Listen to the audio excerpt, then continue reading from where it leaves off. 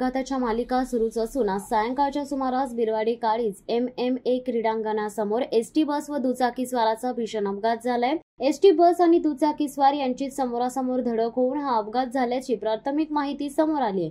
या अपघातामध्ये दुचाकीस्वार राजेंद्र जाधव यांचा उपचारादरम्यान दुर्दैवी मृत्यू झाला असून राजेंद्र जाधव हे खैरे गावचे पोलीस पाटील होते। शेवटची महाड वारंगी एसटी बस ही आपल्या दिशेने वारंगीकडे जात असताना दुचाकीस्वार आणि एसटी बस यांची समोरासमोर धडक होऊन हा अपघात झाल्याचं कळतंय। मे महिन्यामध्ये मुलीचं लग्न आणि बापाचा अपघाती मृत्यू झाल्यामुळे जाधव कुटुंबावर दुःखाचा डोंगर कोसळलाय।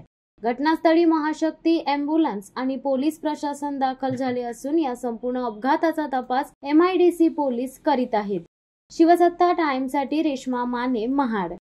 दे धडक बेधडक वृत्त देणाऱ्या आपल्या शिवसत्ता टाइम्स न्यूज चॅनलला लाल बटन दाबून सबस्क्राईब करा आणि बेल आयकॉनला क्लिक करायला विसरू नका।